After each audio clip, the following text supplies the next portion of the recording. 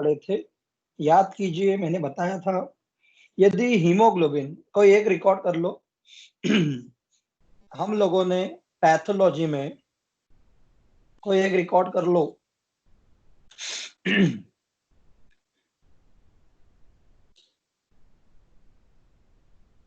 हम लोगों ने पैथोलॉजी में ब्लड चैप्टर स्टार्ट किया था। ब्लड ये एक लिक्विड कनेक्टिव टिश्यू है और इसके बेसिक कंपोनेंट में ब्लैक सेल वॉल्यूम और प्लाज्मा आता है। ब्लैक सेल वॉल्यूम के अंदर RBC, WBC, platelet, 3 blood cells आती है। RBC is also known as erythrocyte, WBC is also known as leukocyte and platelet is also known as thrombocyte. तो मैं anaemia पर आता हूं। सबसे पहले जो आरबीसी से रिलेटेड कोई बीमारी है तो reduce haemoglobin below its lower limit, that is known as anaemia. तो मैंने बताया था 13.5 ग्राम परसेंटेज से यदि कम हो जाए तो मेल एनीमिक, और 11.5 ग्राम परसेंटेज से यदि कम हो जाए तो फीमेल एनीमिक कहलाती है। आयरन डेफिशिएंसी एनीमिया पढ़ाया था जिसके अंदर हीमोग्लोबिन सिंथेसिस नहीं हो रहा था।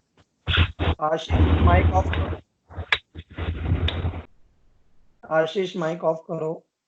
मैंने बताया था आयरन डेफिशिएंसी एनीमिया में हीमोग्लोबिन कम बनता है because of the deficiency of the haem, and haem which is derived from the iron.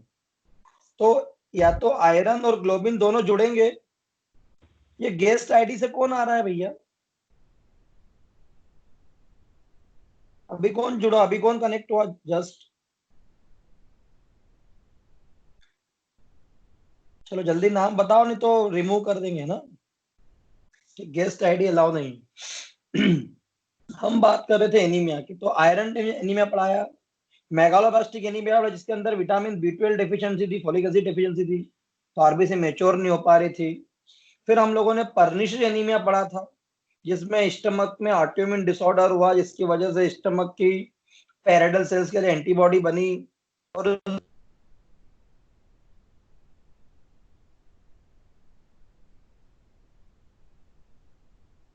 तो बहुत ही important pernicious anemia, megaloblastic anemia पढ़ाए। फिर हीमोलाइटिक एनीमिया पढ़ाया था जिसमें आरबीसी जरूरत से ज्यादा डिस्ट्रॉय हो रही थी, प्री मेच्योर डिस्ट्रक्शन हो रहा था। आरबीसी का जो लाइफ स्पान था 120 डेज, उससे पहले ही आरबीसी मर रही थी। दो टाइप का बताया था, इंट्रेंसिक और एक्सट्रेंसिक। आरबीसी में ही कोई प्रॉब्लम है, उसके मेटाबॉलिज्म में कोई प्रॉब्लम है, एक्सोस मोनोफॉस्फेट शंट यानी एचएमपी शंट खराब हो गया है, G6PD डेफिशिएंसी हो गई है एंजाइम की, ग्लूकोज 6 फॉस्फेटेस डिहाइड्रोजनेज, जिससे सेल मेम्ब्रेन भी फ्रेजाइल हो जाती है, या आरबीसी का शेप चेंज हो गया, आरबीसी इमेच्योर रह के बड़ी रह गई, ये प्रॉब्लम है आरबीसी, दैट इज इंट्रेंसिक। और एक होता है एक्सट्रेंसिक, मतलब आरबीसी तो बढ़िया थी, बाहर कोई लफड़ा था, बाहर स्प्लीन बड़ा हो गया, स्प्लोमेगेली। माइक्रो एंजियोपैथिक एनीमिया, इसके अंदर छोटी छोटी कैपिलरीज जो है वो खराब हो गई, जिससे गुजरने वाली जो भी आरबीसी होती है वो बस्ट हो रही है, या मलेरियल प्लाज्मोडियम ने अटैक कर दिया है, ये एक्सट्रेंसिक। फिर मैंने आपको थैलेसीमिया समझाया था। मैंने बताया था थैलेसेमिया, ये थैलेसा शब्द से लिया गया ग्रीक वर्ड जिसका मतलब होता है सी। बेसिकली ये समुद्री किनारों में होने वाले जो रहने वाले लोग थे, पहले ये उनकी बीमारी थी। वहां जेनेटिकली थैलेसेमिक जीन पाया जाता था जो नेक्स्ट टू नेक्स्ट पीढ़ियों में ट्रांसफर होता था। लेकिन थैलेसीमिया का जीन जो है वो रेसेसिव जीन है। इसका मतलब वो अप्रभावी जीन है। इसका मतलब कि जब तक वो दोनों क्रोमोसोम्स पे नहीं आएगा थैलेसीमिया नहीं होगा। तो मान लो कोई एक व्यक्ति है, पुरुष, जिसके शरीर में एक क्रोमोसोम पे थैलेसीमिया का जीन है बट उसको दूसरे क्रोमोसोम पे नहीं है, इसलिए वो कैरियर कहलाएगा। इसको हम माइनर बोलते हैं, थैलेसीमिया माइनर। अब उस पुरुष ने एक ऐसी महिला से शादी कर ली, वो भी थैलेसेमिक माइनर थी, यानी कि उसके भी एक क्रोमोसोम पे थैलेसीमिया का जीन था। तो उनकी एक संतान में दोनों क्रोमोसोम्स में थैलेसीमिया के जीन आ सकते हैं, और वो संतान थैलेसेमिक मेजर यानी होमोजाइगस संतान कहलाएगी, और उस बच्चे को जबरदस्त एनीमिया के सिम्टम। हालांकि पूरा क्लिनिकल फीचर पिक्चर सब आयरन डेफिशिएंसी एनीमिया जैसी होगी। इसमें एमसीवी कम, एमसीएच कम, एमसीएचसी कम, इसमें माइक्रोसाइटिक हाइपोक्रोमिक एनीमिया भी मिलेगा, जो हमने आयरन डिफिशिएंसी पढ़ा था। क्यों? क्योंकि उसमें हीमोग्लोबिन कम हुआ था because of the iron deficiency, और इसमें हीमोग्लोबिन कम हो रहा है बिकॉज ऑफ द ग्लोबिन। तो उसमें हीम कम हुआ था, इसमें ग्लोबिन कम हो गया, फाइनली हीमोग्लोबिन कम हो गया। अल्फा थैलेसेमिया और बीटा थैलेसेमिया दो कॉमन होते हैं सिलेबस में, और आपको मरीज मिलेंगे बीटा थैलेसेमिया के। तो अब दोनों अलग अलग क्रोमोसोम्स की वजह से चेन बनती है। आप जानते हो ग्लोबिन चेन में दो अल्फा चेन होती है और दो बीटा चेन होती है एडल्ट में, जबकि फीटल हीमोग्लोबिन में दो अल्फा और दो डेल्टा चेन होती है। तो अभी हमको बात करना है एडल्ट हीमोग्लोबिन की। तो दो अल्फा और दो बीटा चेन बनती है। अल्फा चेन बनाने के लिए जिम्मेदार है क्रोमोसोम नंबर 16 बीटा चेन के लिए जिम्मेदार है क्रोमोसोम नंबर 11। यदि इन क्रोमोसोम दोनों में से किसी एक पर यदि थैलेसेमिक जीन आ गए तो वो रिस्पेक्टिव एनीमिया हो जाएगा। फॉर एग्जांपल 16वें नंबर क्रोमोसोम पे थैलेसेमिया के जीन आ गए तो अल्फा थैलेसेमिया होगा। यदि 11वें नंबर क्रोमोसोम पे थैलेसेमिक जीन आ गया तो बीटा थैलेसेमिया होगा। एक क्रोमोसोम पे जीन है तो थैलेसेमिया माइनर, दोनों क्रोमोसोम पे जीन है तो थैलेसेमिया मेजर। क्लियर है? समझ में आ रहा है? तो हम स्टार्ट कर रहे हैं थैलेसेमिया। थैलेसेमिया एक बहुत अच्छा हीमोग्लोबिन डेफिशिएंसी वाला एनीमिया है, और इसमें भी आरबीसी बहुत श्रिंक हो जाएगी जिसको बस कर दे जाएगा। तो ये भी हीमोलाइटिक एनीमिया का ही एक वेराइटी है। और बता दूं, इसकी पूरी blood picture iron deficiency anaemia जैसी मिलेगी, और ये एक जेनेटिक डिसऑर्डर है इसलिए हमको ठीक नहीं कर सकते। इसका इलाज है या तो ब्लड ट्रांसफ्यूज करते रहो हर 6-5 घंटे में, 6-5 दिनों में। भैया योगेश, क्या बार बार आते रहते हो जाते रहते हो? वीडियो भी ऑन है, अभी तक सीख नहीं सीखे क्या?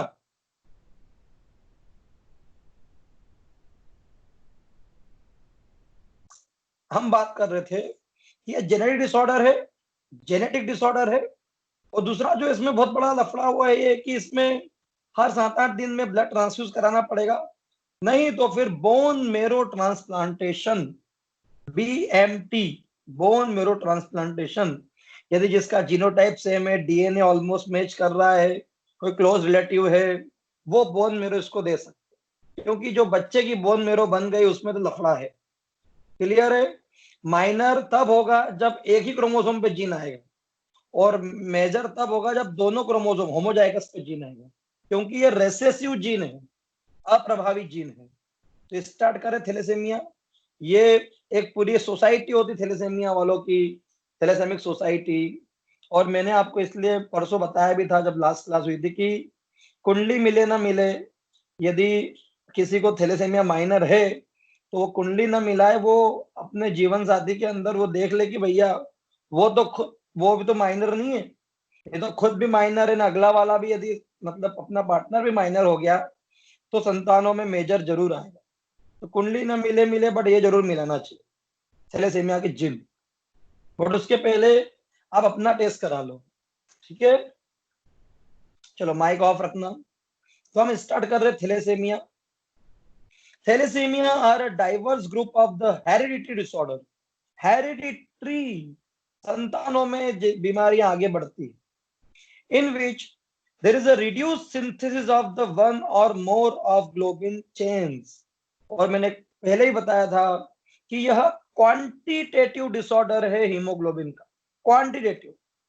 Sickle cell anaemia is a qualitative disorder, उसमें हीमोग्लोबिन की क्वालिटी खराब हो गई है, और इसके अंदर हीमोग्लोबिन की क्वांटिटी रिड्यूस हो रही है, क्योंकि अल्फा या बीटा चेन नहीं बनती है या कम बनती है। 2 अमीनो एसिड की चेन है, 10-20 अमीनो एसिड बने हैं, तो इतनी बड़ी चेन इतनी सी बनी है, तो हीमोग्लोबिन की क्वांटिटी कम हो रही है। हाँ, जो बन रहा है वो व्यवस्थित बन रहा है, लेकिन बन कम रहा है। ठीक है, ये लिखा। 10, थैलेसेमिया दूसरी हीमोग्लोबिनोपैथीज की तुलना में अलग है। उस दूसरी हीमोग्लोबिनोपैथी में क्वालिटेटिव बीमारी होती है, जबकि थैलेसेमिया क्वांटिटेटिव डिसऑर्डर है हीमोग्लोबिन का। मैं बार बार बता रहा हूं, क्वांटिटेटिव, मात्रा, नॉट गुण, क्वालिटी नहीं।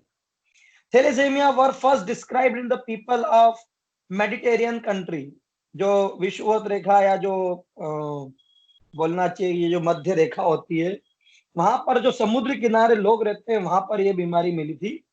थैलेसेमिया की बात कर रहे हैं। थैलेसा शब्द ग्रीक वर्ड से निकला है, ग्रीक, जिसका मतलब होता है द सी। तो ऐसे लोगों के अंदर ये एनीमिया मिला जो जो समुद्र किनारे रहते थे। थैलेसेमिया पढ़ रहे हैं बेटा, है ना? तो थैलेसा मतलब होता है द सी, तो समुद्र किनारे रहने वालों की बीमारी। हालांकि बाद में फिर ये मिडिल ईस्ट में भी आ गया, वहां से समुद्र किनारे वाले लोग इधर भी शादी वादी किए, उनको भी हो गया।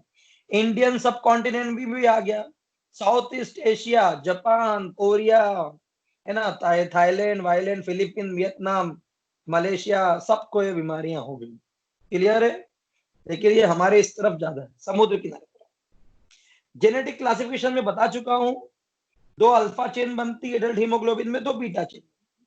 अल्फा चेन बनाने के लिए जिम्मेदार है 16वें नंबर क्रोमोसोम, बीटा चेन बनाने के लिए जिम्मेदार है 11वां नंबर क्रोमोसोम।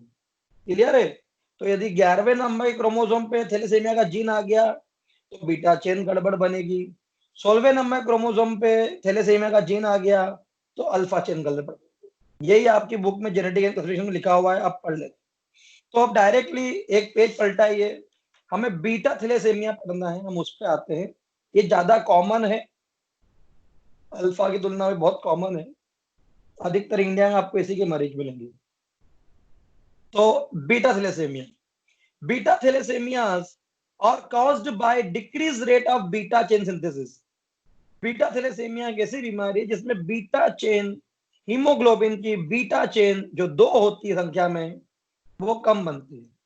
भैया टाइम पे आया करो, है ना? ठीक है, चलो। बीटा थैलेसीमिया की बात चल रही है। बीटा थैलेसीमिया में बीटा चेन जो होती है वो नहीं बनती है। क्यों नहीं बनती है? क्योंकि जो 16वें नंबर क्रोमोसोम होता है उस पे एक अप्रभावी, एक रेसेसिव जीन आ जाता है, एक जीन आ जाता है जो कि चेन्स को बनने से रोकता है। तो क्वांटिटी ऑफ हीमोग्लोबिन इसमें कम हो जाती है। ठीक है, चलो, ये लिखा भी है, caused by decreased rate of beta chain synthesis resulting in the reduced formation of the adult hemoglobin। उस वजह से एडल्ट हीमोग्लोबिन जो होता है वो कम बनता है, मात्रा में कम बनता है। कहाँ 200 अमीनो एसिड की चेन बनना चाहिए थी, 20 अमीनो एसिड की चेन ही बनी। तो कहाँ इतनी बड़ी चेन बनना चाहिए थी, इतनी सी बनी। तो मात्रा जो है वो कम हो जाएगी, तो हीमोग्लोबिन कम हो जाएगा। ठीक है, चलो। The molecular pathogenesis of beta thalassaemia बहुत कॉम्प्लेक्स है, अल्फा से भी तुलनात्मक और खतरनाक है। ठीक है, लेकिन थोड़ा आप आगे बढ़ोगे तो आपको मिलेगा। आप में से सभी लोगों ने, मुझे लगता है 11 12th में भी, फिजियोलॉजी में भी प्रोटीन सिंथेसिस पढ़ा था। आप में से कोई ऐसा हो तो मुझे भी बताना अनमाइक अनम्यूट करके, कि जिसने ये नहीं सुना हो कि mRNA क्या होता है, tRNA, rRNA, सबने सुने होंगे। आप में सब लोगों ने पहले डीएनए से, डीएनए का डुप्लीकेशन होता है, एक डीएनए से दूसरा डीएनए बन गया, फोटोकॉपी, डुप्लीकेशन। फिर जो बना है उस डीएनए को हम लोगों ने आरएनए में कन्वर्ट किया, इसको बोलते हैं ट्रांसक्रिप्शन। फिर वो आरएनए जो है, mRNA, rRNA, tRNA, उसको इधर उधर पहुंचा के राइबोसोम में पहुंचाएंगे rRNA में, और वहां पर फिर कोडॉन्स बन के बनते हैं अमीनो एसिड, इसको बोलते हैं ट्रांसलेशन। फिर ये ट्रांसलेशन होकर अमीनो एसिड बनेगा, फिर ये अमीनो एसिड को आपस में जोड़ा जाएगा तो बन जाएगा प्रोटीन। तो प्रोटीन सिंथेसिस जो कि एंडोप्लाज्मिक रेटिकुलम में होता है, आपको मैं पढ़ा चुका हूँ, सेल इंजरी में फर्स्ट चैप्टर था ये, तो मैंने उस समय भी शायद बताया हो, तो ठीक है, तो अब बता रहा हूँ। सबसे पहला होता है डुप्लीकेशन, फिर होता है ट्रांसक्रिप्शन, फिर होता है ट्रांसलेशन, फिर अमीनो एसिड की चेन बनती है। जिसको समझ में नहीं आए कोई बात नहीं, ये 11वीं 12वीं में अच्छे से है, यदि बुक वुक नहीं बेची हो तो एक बार देख ले, है ना? तो इसमें ट्रांसक्रिप्शन डिफेक्ट आता है, ट्रांसलेशन डिफेक्ट आता है, mRNA स्प्लिसिंग डिफेक्ट आता है, mRNA प्रॉपर काम ही नहीं करता, और अमीनो एसिड चेन नहीं बनती। तो कुल मिला के दो बस बड़े लफड़े होते हैं इसमें। डीएनए से आरएनए नहीं बनता है, that is the transcription defect. और यदि आरएनए बन भी जाएगा तो आरएनए से फिर फर्दर अमीनो एसिड नहीं बनता है, ट्रांसलेशन डिफेक्ट। और ये दोनों डिफेक्ट की वजह से प्रोटीन सिंथेसिस नहीं हो रहा है, यानी बीटा चेन नहीं बन रही। क्लियर है? Now depend upon the condition, thalassaemia basically दो टाइप का होता है वैसे तो, बीटा, बीटा माइनर और बीटा मेजर। बीटा माइनर कब होगा? जब 16वें नंबर क्रोमोसोम पे सिर्फ एक ही क्रोमोसोम पे जीन आएगा सोलवे के। ये हमारे पास जोड़े होते हैं, क्रोमोसोम के पेयर होते हैं, तो इस पेयर में सिर्फ एक ही तरफ जीन आया थैलेसीमिया का, दैट इज माइनर। दोनों क्रोमोसोम पे जीन आ गए तो मेजर। ठीक है। इसकी एक और वैरायटी भी होती है, इंटरमीडिएट। कभी कभी जो माइनर होता है वो थोड़े ज्यादा इफेक्ट दिखाता है, किसी के शरीर में इस तरह के और कुछ प्रेडिस्पोजिंग फैक्टर्स होते हैं जिस वजह से एनीमिया थोड़ा ज्यादा सीवियर रूप में आ जाता है। हो सकता है हार्ट की प्रॉब्लम हो सकता है उसके शरीर में डिमांड ज्यादा हो हीमोग्लोबिन की, हो सकता है उसको रेस्पिरेटरी को ट्रबल हो, तो उसको थैलेसीमिया इंटरमीडिएट भी बोलते हैं। बट ये जेनेटिक लेवल पर भी गड़बड़ है, वो रेसेसिव जीन जो उसके पास आया है वो थोड़ा सा डोमिनेंट करता है। तो देखो, होमोजाइगस को हम बोलते हैं थैलेसीमिया मेजर, थैलेसीमिया मेजर। ठीक है। और एक इंटरमीडिएट भी होता है, बट तीसरे नंबर पे थैलेसीमिया माइनर, जो हिट्रोजाइगस, एक ही क्रोमोसोम पे जीन। अब ऐसा तो कोई नहीं है जिसको होमोजाइगस हिट्रोजाइगस नहीं मालूम, जिसको रेसेसिव और डोमिनेंट जीन नहीं मालूम। यदि कोई ऐसा हो आप में से तो मुझे अभी क्लास के बाद में पर्सनली व्हाट्सएप करें, मैं उसको समझा दूंगा। बट ये 11th-12th में हम लोगों ने मेंडल के नियम वगैरह पढ़े थे तो पढ़ा। ठीक है। चलो, तो ट्रेट होता है थैलेसीमिया माइनर, मतलब वो कैरियर होता है, वो अपनी अगली अगली संतानों में यह जीन फॉरवर्ड करता है। यदि कोई पुरुष है जिस जो ट्रेट है और कोई महिला भी ट्रेट है और दो कैरियरों ने शादी कर ली, तो उनकी होने वाली संतानों में या संतान में थैलेसीमिया मेजर रियल थैलेसेमिक पेशेंट आएंगे, जिनको पैदा होते से ही कुछ दिनों में खून चढ़ाना पड़ जाएगा, बार बार हर 8-7 दिन में खून चढ़ाना पड़ेगा। और मुझे लगता है फिर थैलेसेमिक पेशेंटों में दिल पर पत्थर रख के शुरुआती दौर में ही, है ना, या तो हैसियत हो तो बोन मेरो ट्रांसप्लांट करा लो, नहीं तो कब तक खून चढ़वाओगे। खून चढ़वाने के भी बेड इफेक्ट है, वो बच्चा हर 5-6 दिन 8 दिन में अस्पताल में जाए, ब्लड ट्रांसफ्यूज करवाए, बहुत बहुत बुरी स्थिति होती है ना। इसलिए बेहतर है कि फिर उसको टर्मिनेट करवा दो। ठीक है। ठीक, जिंदगी भर लफड़ा है ना। तो इसलिए मैंने बोला कि 36 में से कई 18-20 गुण भी मिलेंगे, मारा कुट्टी भी होगी, लड़ाई भी होगी, पति पत्नी में चलेगा, है ना। लेकिन यदि वो माइनर माइनर वाले मिल गए तो कांड ही हो जाएगा। ठीक है। चलो, इसलिए कुंडली से ज्यादा ये मिलाना चाहिए, है ना। बट पहले अपना टेस्ट कराओ, और कोई 1000-1200 का होता है, अपना टेस्ट करा लो, और उसमें भी आपको लग रहा है कि आपका हेमोग्लोबिन कम है, तो वो इसकी भी स्टेप्स है। यदि आपको लग रहा है कि बचपन से आपका हेमोग्लोबिन थोड़ा कम रहता है, थोड़ी आपको कमजोरी बनी रहती है, डल डिजीनेस बनी रहती है, नींद आती है, कब्ज रहती है, भूख नहीं लगती, एनीमिया के जो सिम्टम है, थोड़ा पेलार सफेद सफेद पड़ रहे हो आप, ये जो दिखता है, तो ये यदि है, यदि ऐसा हो रहा है, तो फिर आप अपना हीमोग्लोबिन कराओ। अब हीमोग्लोबिन भी आपका 8-9-10 पॉइंट के आसपास आ रहा है, तो फिर थैलेसेमिक स्क्रीनिंग करा लो। और नहीं, यदि हीमोग्लोबिन 12-13-14 पॉइंट है तो टेंशन ही नहीं है, फिर कुंडली मिलाने का टेंशन भी नहीं है। तो क्लिनिकल फीचर, ठीक है। तो anaemia start appearing within the first two 4 to 6 month of the life. क्यों? क्योंकि उस समय उसके पहले तक फीटल हीमोग्लोबिन पड़ा रहता है, 2-3 महीने तक आरबीसी का लाइफ स्पान भी रहता है। तो फीटल हीमोग्लोबिन जब तक है तब तक बच्चे को समझ में नहीं पड़ेगा, बच्चा एनीमिक फील नहीं करेगा। बट जहां 2-4-6 महीने गुजरे, अब एडल्ट हीमोग्लोबिन डोमिनेंट हुआ ब्लड में, अब सिम्टम्स आए।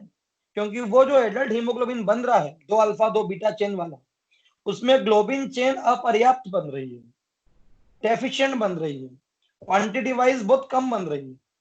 ठीक है। तो ये प्रॉब्लम है। दूसरा, मार्क्ड हिपेटो स्पिनोमिगेली, क्योंकि आरी सेल्स का काम है जितनी भी डिफेक्टेड आरबीसी उनको फोड़ना, स्पेशली स्प्लीन। लीवर में कुफ्फर सेल्स होती है, स्प्लीन में आरी सेल्स होती है, तो ये छोटी छोटी वाली आरबीसी को भी डिस्ट्रॉय करेगा, क्योंकि इससे तो इसको 7.2 माइक्रोमीटर की आरबीसी चाहिए थी, वो नहीं मिलेगी तो ये फोड़ देगा। तो अब फोड़ेगा तो मरने की दर बढ़ेगी, तो कब्रिस्तान बढ़ाना पड़ेगा कि नहीं। और कब्रिस्तान बढ़ाएंगे तो भैया हमारा आरबीसी का ग्रेवयार्ड है कौन? स्प्लीन। तो स्प्लीन बड़ा हो जाएगा, लीवर बड़ा हो जाएगा, है ना। चलो, ठीक। इसके अलावा एक्सपांशन ऑफ बोन, अब हम लोग सारे एनीमिया में पढ़ते हैं, एरिथ्रॉइड हाइपरप्लेजिया मिलेगा, एरिथ्रॉइड हाइपरप्लेजिया मिलेगा, आरबीसी बनाने में कोशिका का नंबर ऑफ सेल्स बढ़े हुए मिलेंगे बोन्स के अंदर। तो जब बचपन से एनीमिया रहेगा, वो भी लंबे समय के लिए, तो सारी ये जॉ देख लो, आपकी बुक में फोटो है, जॉ, हड्डियां सारी, radius, ulna, femur, tibia, fibula, सब बड़ी बड़ी मिलेगी। क्योंकि आरबीसी बनाने को का लोड रहेगा, अत्यधिक आरबीसी बनाना पड़ेगी, बिकॉज हीमोग्लोबिन कम है। तो आरबीसी काउंट बढ़ाने के चक्कर में बोन्स एक्सपांडेड हो जाती है। ठीक है, तो थैलेसेमिया के एक्सपांडेड अलग ही बोन दिखता है। देखो यहाँ पर आपको जबड़ा दिख रहा है, चौड़ा जबड़ा आपको यहाँ फोकस दिख रहा है। ठीक है, लीवर स्प्लीन बड़ा रहेगा। तो ये थैलेसेमिक फेसेस होता है बिल्कुल अलग ही, जबड़ा थोड़ा चौड़ा। अब देखो इधर मेरा सकरा दिख रहा है, वो ऐसा ऐसा लेंटर्न जॉ होगा, ऐसा चौड़ा वाला, है ना, तो वो मिलेगा। ठीक, बोन्स एक्सपांडेड मिलेगी।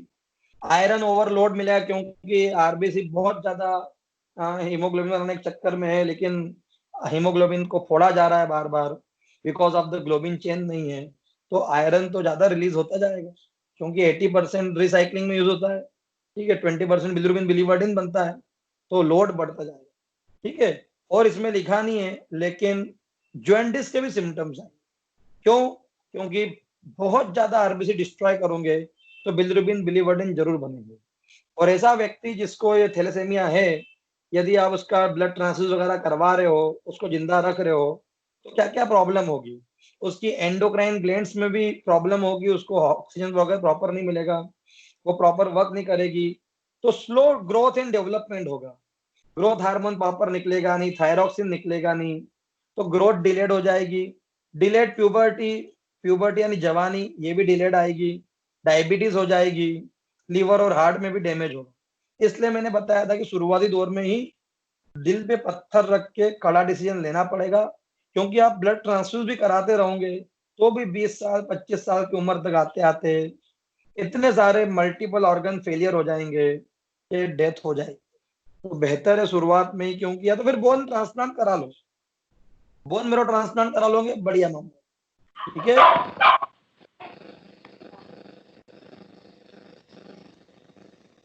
कौन जुड़ा है नया अभी? मम्मी नाम बताओ।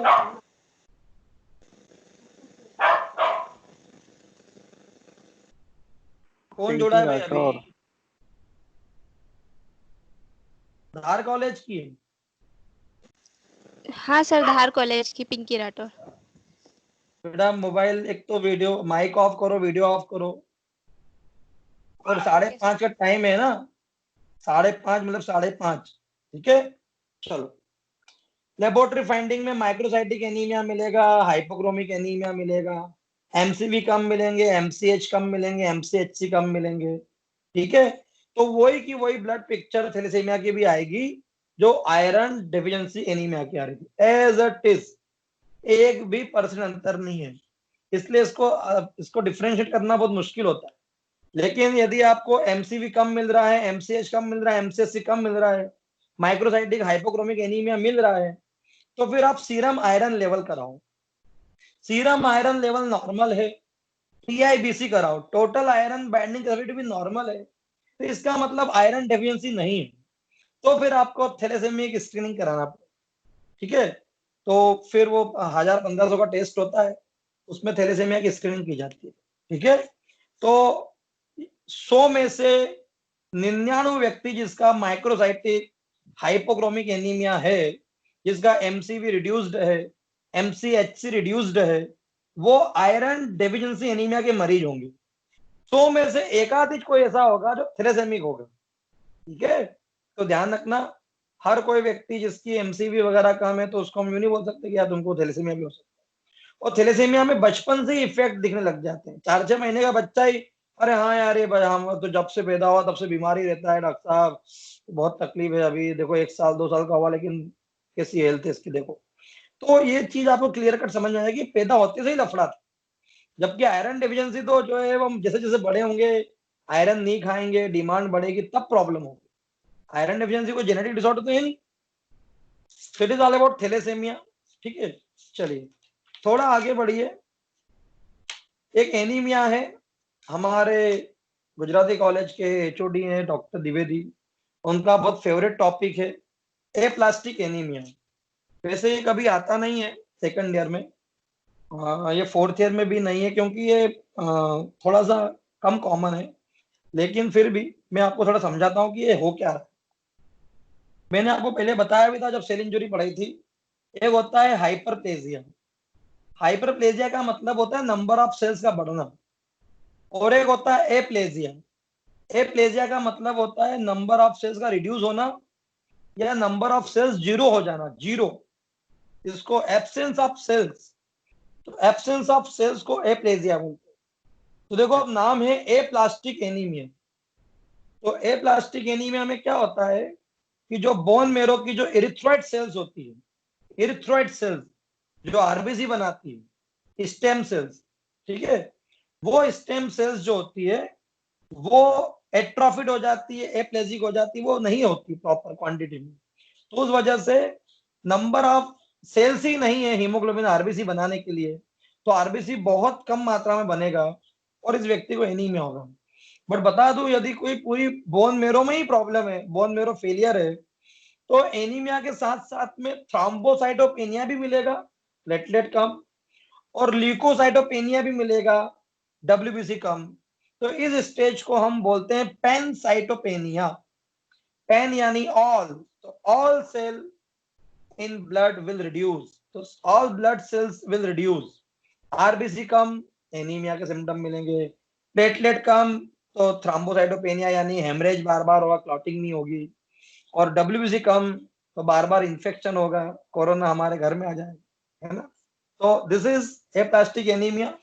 इसकी मुख्य वजह रेडिएशनल एक्सपोजर है, कोई ड्रग्स हैं, एलोपैथिक ड्रग्स, ठीक है, एलोपैथिक ड्रग्स से बहुत होता है। तो मैं थोड़ा पढ़ा रहा हूँ कॉजेज वगैरह, बाकी मैं फिर बता रहा हूँ। इसमें एनीमिया है, कॉमन सिम्टम डालना है।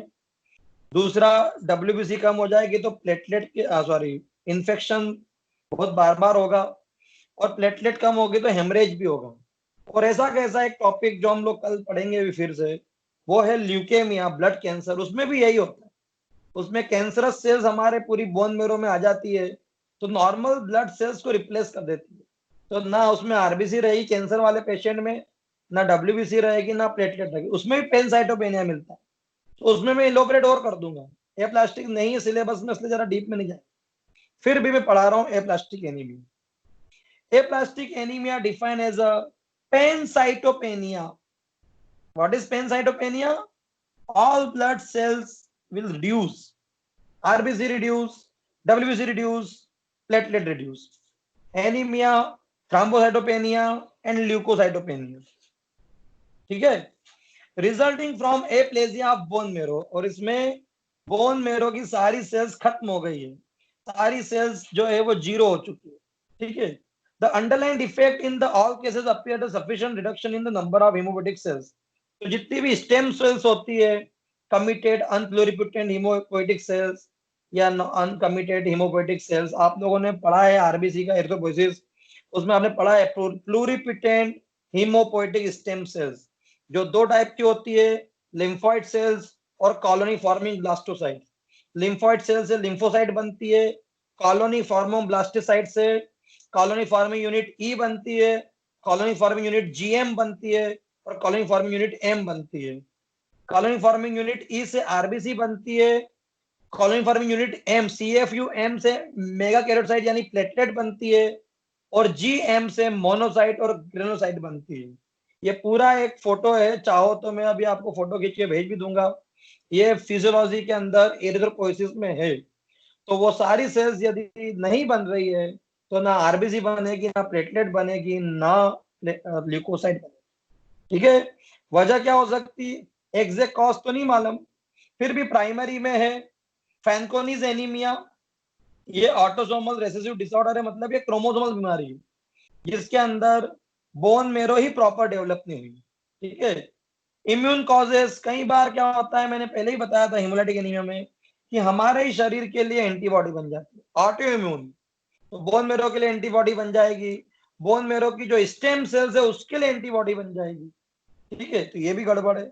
सेकेंडरी में कुछ ड्रग्स हो सकते हैं, साइटोटॉक्सिक ड्रग्स, ठीक है, जैसे जो हेवी एंटीबायोटिक्स होते हैं, या आप लोगों ने नाम सुना होगा जो कैंसर के अंदर जो कीमोथेरेपी चलती है वो गड़बड़ करता है। ठीक है, एक होता है इडियोसिंक्रेटिक एनीमिया, एलर्जिक एनीमिया है। टॉक्सिक केमिकल्स, कोई जहर वहर खा लिया जो बोन मेरो की वाट लगा रहा है।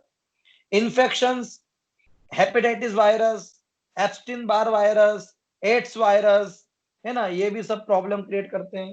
ठीक है, और भी एक दो चीजें जैसे डीप एक्सरे थेरेपी, कोई बार बार एक्सरे करा रहा है, कोई रेडिएशन एक्सपोजर हो रहा है, लाइक जापान वापान में जब बम फूटा था तो उस तरह का रेडिएशन एक्सपोजर है, न्यूक्लियर रेडिएशन, ये सभी बोन मेरो की वाट लगा देते हैं। क्लिनिकल फीचर मुझे नहीं बताना है, एनीमिया के सिम्टम लिखना है, प्लेटलेट कम, हेमरेज करवाना है, डब्ल्यूबीसी कम, बार बार इन्फेक्शन करा। क्लियर है? ठीक है, चलो। तो ये प्लास्टिक एनीमिया था, मैंने समझाया, वैसे नहीं आता। ठीक, थोड़ा पीछे जाइए, पीछे, आगे नहीं है, पीछे जाना। तो आपको एक सीकल सेल सिंड्रोम मिलेगा। सीकल सेल सिंड्रोम, ये थोड़ा देख लेते हैं।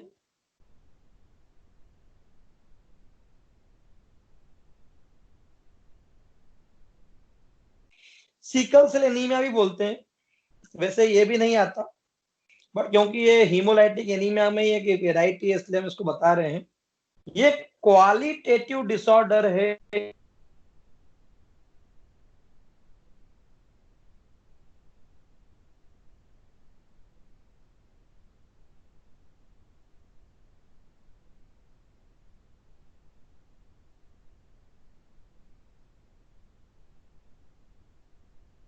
ओके, कॉल आ गया था। तो सीकल सेल सिंड्रोम की बात कर रहे हैं। सीकल सेल एनीमिया में हसियाकार हो जाती है हमारी आरबीसीज, हसियाकार। और उस वजह से क्या होता है कि बाय कौन के वो आरबीसी के अलावा कोई सी भी आरबीसी हो, उसको साला हमारा स्प्लीन डिस्ट्रॉय कर देता है। तो इसके अंदर जो थैलेसेमिया में थैलेसेमिक जीन्स अल्फा और बीटा की क्वांटिटी घटा रहे थे, क्वांटिटी। और इसमें क्या हो रहा है, जो अमीनो एसिड्स होते हैं ना, छठे नंबर पे मान लो वेलिन अमीनो एसिड है, ग्लूटामिक अमीनो एसिड है किसी दूसरे तीसरे नंबर पे, तो आपस में चेंज कर लेते हैं, अब इंटरचेंज हो जाते हैं। ग्लूटामिक एसिड रिप्लेस हो जाता है वेलिन से, बताऊंगा अभी जस्ट मैं आपको। और ये जो एमडी स्टूडेंट हैं, उनको ये जो मैं लाइन पढ़ने वाला हूँ वो बिल्कुल एज इट इज रटी हुई होना चाहिए, क्योंकि खूब क्वेश्चन आता है कि सीकल सेल एनीमिया में होता क्या है। चार ऑप्शन आएंगे कि वेलिन शिफ्ट हुआ, कि ग्लूटामिक एसिड शिफ्ट हुआ, कि और कोई शिफ्ट हुआ, पोजीशन चेंज हो जाती है, वो बताते हैं। तो मैं आपको इसको लैंग्वेज में पढ़ के बताता हूँ तो थोड़ा समझ में आएगा।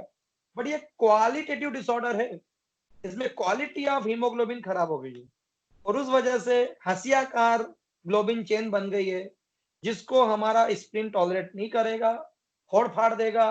और जो हीमोलाइटिक जॉन्डिस से सिम्टम्स आ रहे थे हीमोलाइटिक एनीमिया के, वही आएंगे। एनीमिया के सिम्टम तो आने ही आने हैं, हिपेटोएसिनोमेगाली तो मिलेगी ही मिलेगी, जॉन्डिस भी मिलेगा। ठीक है, चलो। तो मैं थोड़ा सा लैंग्वेज पढ़ा रहा हूँ। The most important and widely prevalent type of the hemoglobinopathies, हीमोग्लोबिन की कोई सबसे कॉमन बीमारी है तो वो सीकल सेल एनीमिया है। And it is due to presence of sickle haemoglobin, जिसको एचबीएस बोलते हैं।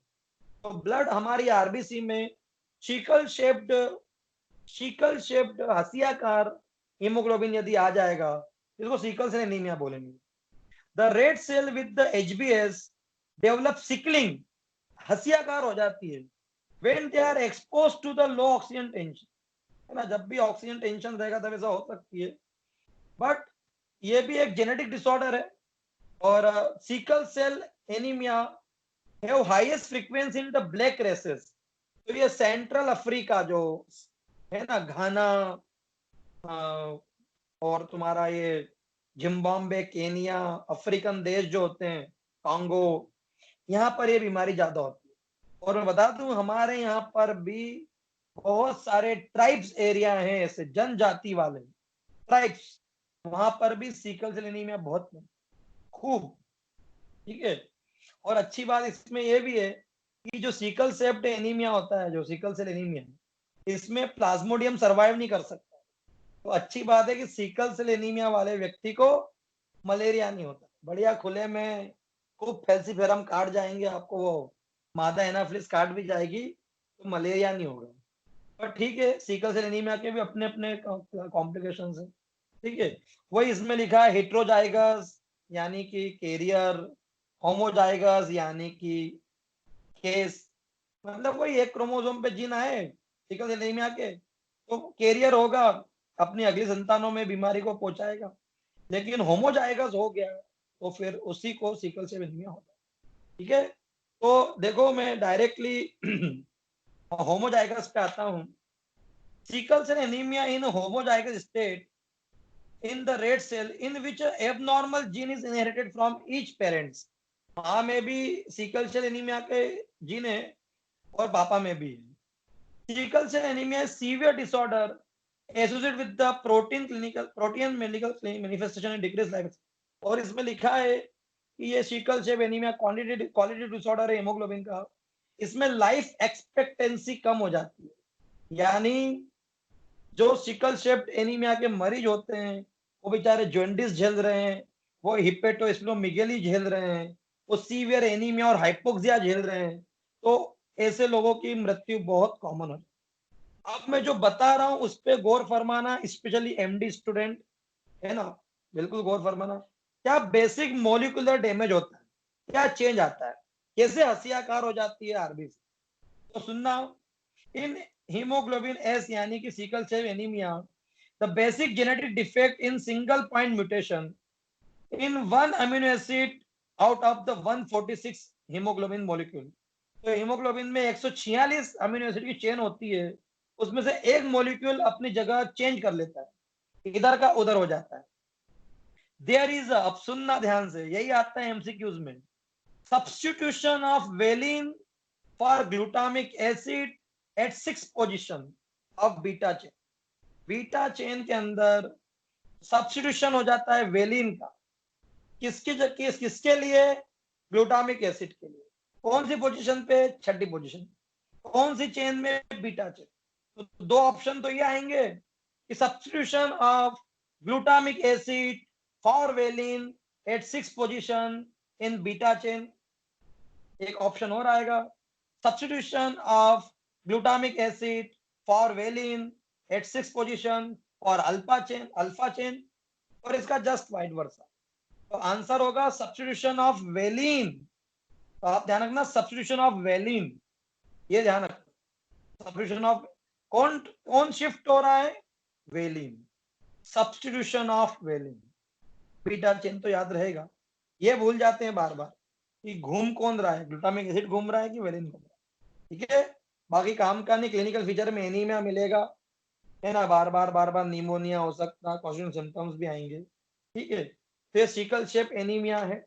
ठीक, तो ये हम लोगों ने सारे एनीमियास पढ़े। इसमें एक एनीमिया और है, थोड़ा चाहो कभी देखना, नहीं मिला शायद, आपको इस बुक में है ही नहीं, सेकंड ईयर फोर्थ ईयर में मिलेगा।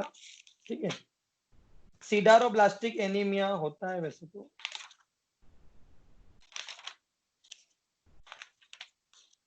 यस, बहुत पहले मेगालोब्लास्टिक एनीमिया के पहले भी 2 4 5 पेज पहले आपको मिलेगा सिडेरोब्लास्टिक एनीमिया। में इसकी डेफिनेशन पढ़ा रहा हूँ, वैसे ये कभी मरीज मिलेंगे भी नहीं लाइफ में, और ना कभी क्लिनिक में पूछा जाता है, ना कभी एग्जाम में पूछा जाता है। तो पॉइंट इज दैट कि मैं जस्ट नाम बता रहा हूँ, आपको इसको एज सच पढ़ने की जरूरत नहीं है।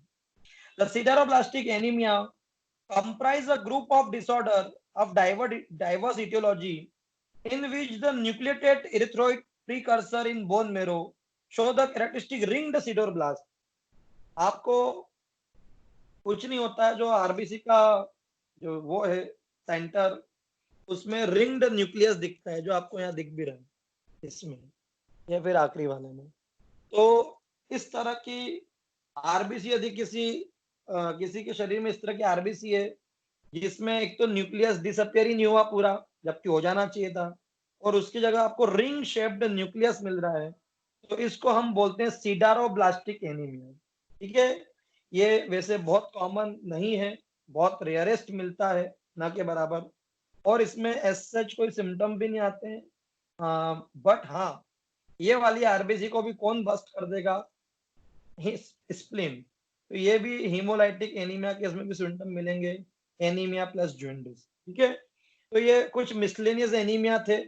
इसमें से सिर्फ जो काम का है आपके एग्जाम में जो ज्यादा पूछा जाता है वो है बीटा थैलेसेमिया। कभी 5 नंबर में सिकल सेल एनीमिया पूछ सकते हैं, कभी 5 नंबर में प्लास्टिक एनीमिया आ सकता है। बाकी सिडरोब्लास्टिक एनीमिया तो कहीं कुछ नहीं है, आएगा भी तो फोटो बना देना। तो it is all about anemias. मैंने आपको आयरन डेफिशिएंसी एनीमिया पढ़ाया, मेगालोब्लास्टिक एनीमिया पढ़ाया, पर्निशियस एनीमिया पढ़ाया, sideroblastic anemia, hemolytic anemia intrinsic extrinsic, sickle cell anemia, thalassemia, aplastic anemia. It is all about anemias. कल हम लोग पढ़ेंगे ल्यूकेमिया। ल्यूकेमिया बहुत इंपॉर्टेंट है, आप पढ़ के आना। थोड़ा डिफिकल्ट है, लेवल का है, म्यूटेशन क्या होता है या आप थोड़ा समझ के आना। तो कल हम स्टार्ट करेंगे माइलाइड ल्यूकेमिया, क्रोनिक माइलाइड ल्यूकेमिया। कल ल्यूकेमिया पढ़ेंगे, कल ये चैप्टर खत्म हो जाएगा। ठीक है, एग्जिट हो जाओ। Thank you sir.